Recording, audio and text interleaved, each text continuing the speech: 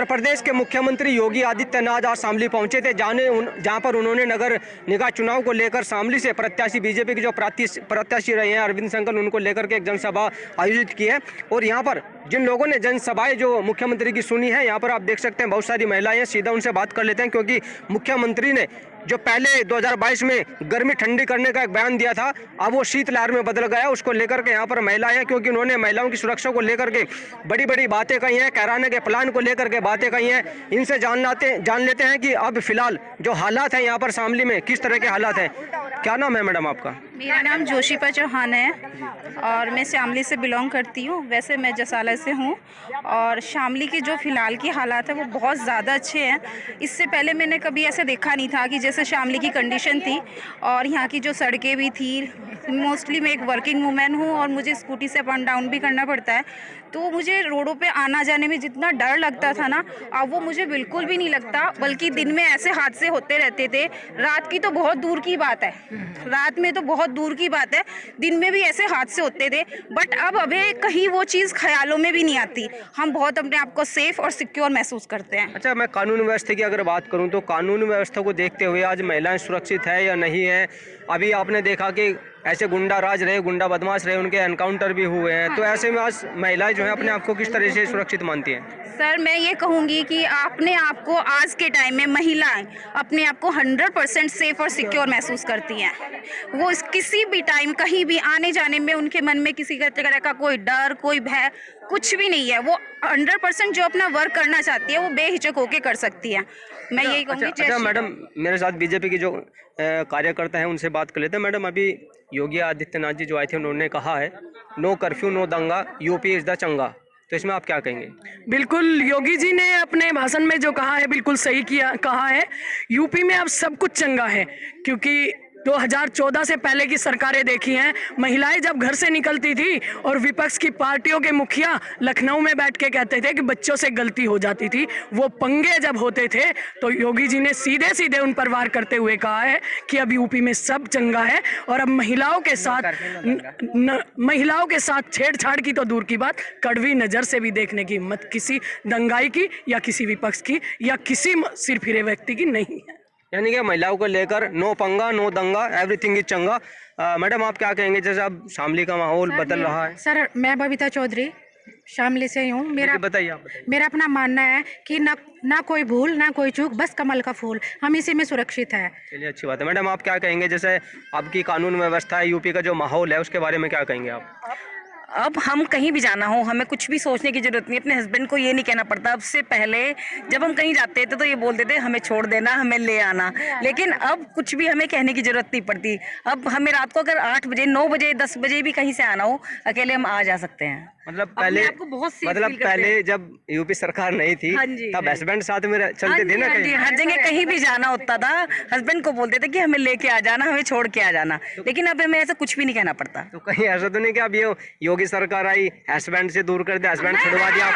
ऐसा नहीं है, ऐसा बिल्कुल वो वाली बात नहीं है। एक अपने आप को हमें सेफ महसूस होता है। मतलब अब हमें लगता है मतलब आपका जो सुरक्षा कवच था, आपके जो हस्बैंड थे सुरक्षा कवच, वो योगी सरकार से पहले आपके साथ चलते थे, लेकिन अब आप स्वतंत्र हैं। अब वो अपना काम। जी मैडम, आप क्या करें? देखिए, आपने बाबा जी की सिर्फ एक बात की तरफ ध्यान दिया। बाबा जी ने दूसरी चीज भी कही है कि भारतीय जनता पार्टी न हिंदू को जन्म देती है न मुसलमान को जन्म देती है, वो इंसान को जन्म देती है। और वास्तव में भारतीय जनता पार्टी संस्कारों की पार्टी है, विचारों की पार्टी है, और भारतीय जनता पार्टी का हर एक कार्यकर्ता विचारों के साथ बनकर चलता है। ये भारतीय जनता पार्टी की खासियत है और ये मंच से भी योगी जी ने एक संदेश दिया है। आपने भी जनसभा सुनी है, तो आपको योगी जी की कौन सी बात अच्छी लगी है? नहीं, मुझे तो योगी जी की सारी बातें अच्छी लगती है और बहुत कुछ सीखने को मिलता है। जैसे कि आज इतनी गर्मी थी, ऐसा लगा कि कुछ एनर्जी ड्रिंक मिल गया। मतलब बहुत अच्छी बातें वो बताते हैं और उनके कहीं रास्ते पे चले तो शायद आगे तक जो मंजिल को पाना चाहते हैं वो पा ही लेंगे।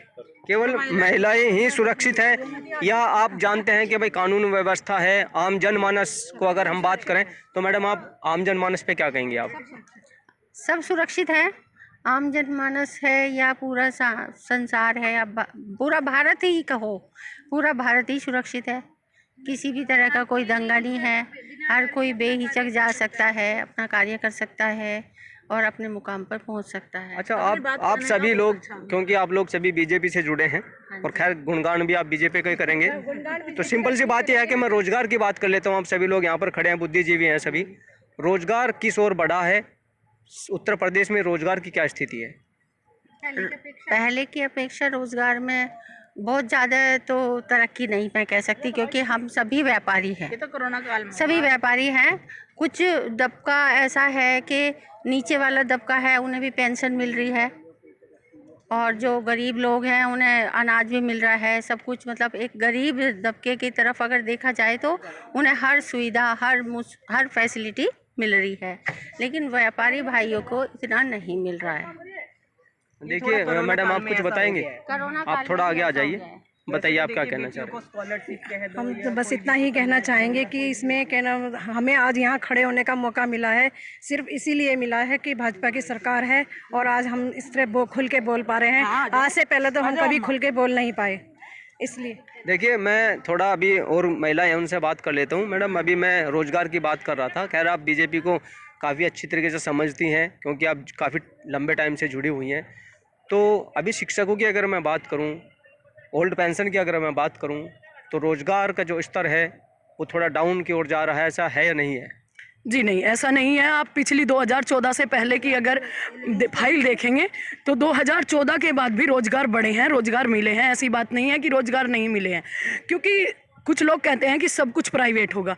आप भी देखते हैं कि जहाँ गवर्नमेंट जॉब पे एक व्यक्ति काम करता है, उसी सैलरी में 3 व्यक्तियों को काम दिया गया है। इससे रोजगार बढ़ा या घटा? इससे रोजगार बढ़ा।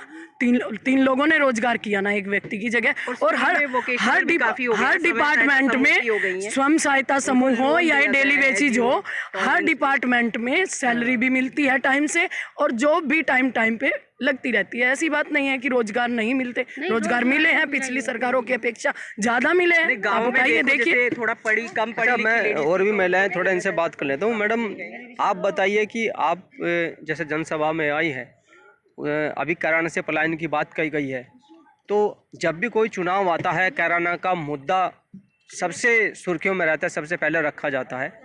क्या कैराना या शामली, जलालाबाद, थाना भवन, उन बहुत सारे क्षेत्र हैं, लेकिन कैराना को ही पटल पर क्यों रखा जाता है?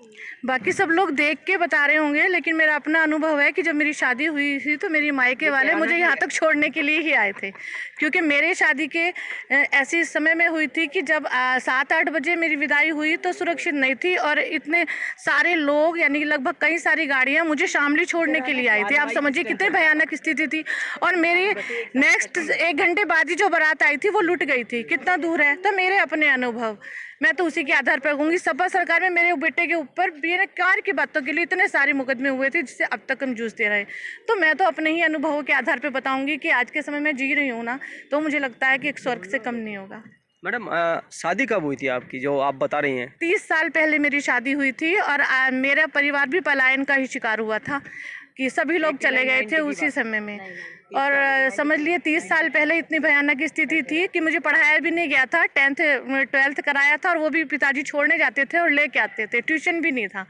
तो अब मैंने तो ऐसा जिया है। और अब मैं जब अपने मायके जाती हूँ और बेटियों को देखती हूँ, वो इतना अच्छा पढ़ रही हैं, मंदिर जाती हैं शाम को। हमने तो शाम के समय कभी मंदिर नहीं जाके देखा, इतना डर लगता था।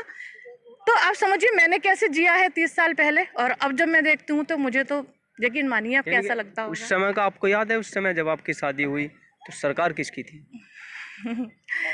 कांग्रेस की सरकार थी। लेकिन मैं कहती हूँ कि इस सरकार के अलावा जिस किसी भी की भी सरकार रही हो, लेकिन मैंने इतना अच्छा माहौल कभी नहीं देखा, ना ससुराल की साइड ना मायके की साइड। देखिए, मैंने यहाँ पर आज मुख्यमंत्री जो है उत्तर प्रदेश के, वो शामली में आए थे, जिन्होंने एक सभा को संबोधित किया था। यहाँ पर मैंने कुछ महिलाओं से बात की है। उन सभी का साफ तौर पे ये कहना है कि जो उत्तर प्रदेश की कानून व्यवस्था है उसको कहीं ना कहीं मजबूत होते हुए देखा गया। मैंने एक महिला से बात की, उन्होंने 30 साल का पहला अपना इतिहास बताया, क्योंकि जब वो दुल्हन बन के शामली में आई थी उसी दौरान एक महिला जो किसी की शादी हुई थी, उस दौरान एक बारात भी लूटी गई थी। उसी के डर से इन जो कैराना वासी महिला है जो शामली में दुल्हन बनकर आ रही थी, उनका परिवार उनको छोड़ने के लिए यहाँ पर आया था, क्योंकि 30 साल पहले का जो माहौल था, जो भी सरकार थी, उस दौरान भी कानून व्यवस्था कहीं ना कहीं चरमराई हुई थी। लेकिन अब उत्तर प्रदेश की सरकार में योगी सरकार जो आई है, उन्होंने कहीं ना कहीं कानून व्यवस्था को मजबूत किया है, जिसको लेकर के आज भी लोग और जो महिलाएं हैं खासकर उनके चेहरे पे खुशी देखने को मिलती है। शामली से अपने सहयोगी पंकज के साथ अमित शर्मा, न्यूज़ 24।